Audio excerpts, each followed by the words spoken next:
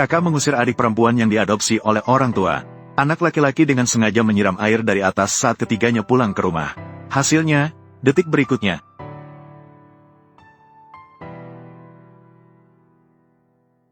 Tangan terjepit.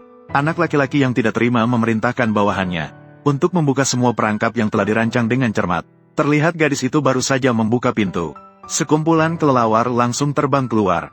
Melihat hal itu, orang-orang ketakutan dan mundur. Namun, gadis itu tampak sangat tenang. Begini saja, aku sudah tidak takut sejak usia 3 tahun.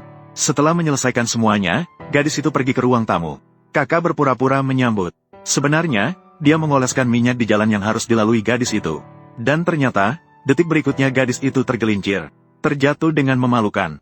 Ketika kakak merasa bangga, detik berikutnya gadis itu meluncur dan menjatuhkannya.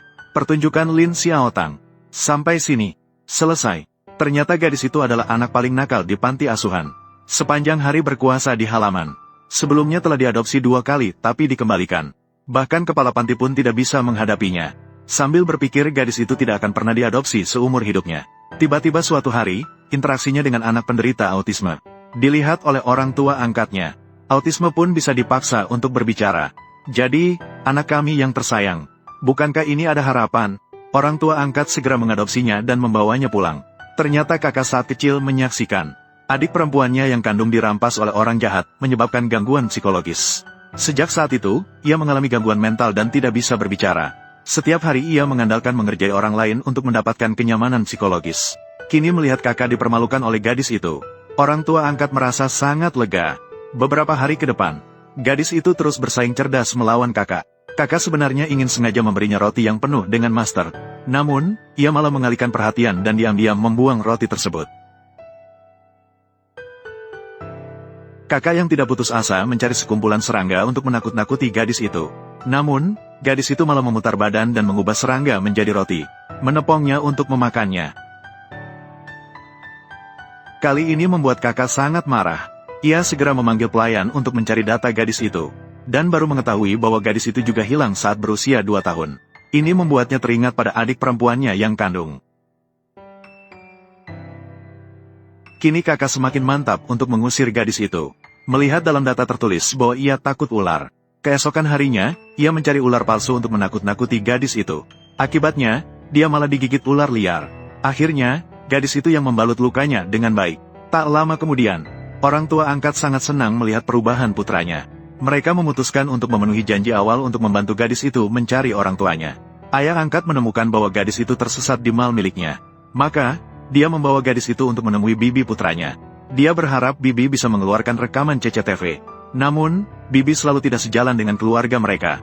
Dia bahkan ingin memanfaatkan kesempatan ini untuk menjual mal yang memiliki utang banyak. Ayah angkat hanya bisa setuju untuk mencari kebenaran. Namun, gadis itu tidak ingin mengorbankan ayah angkatnya untuk mendapatkan kebenaran. Kakak juga tidak ingin bibi jahat itu berhasil. Maka, keduanya bekerja sama dan membuat kekacauan di tempat tersebut. Bibi juga terjatuh dengan memalukan. Dia dalam kemarahan, memanggil nenek untuk mendukungnya.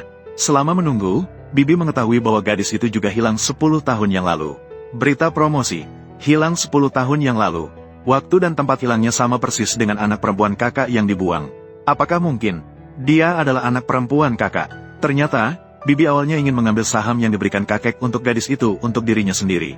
Mencari orang untuk membuang gadis itu. Tak disangka, gadis itu malah diadopsi kembali secara kebetulan.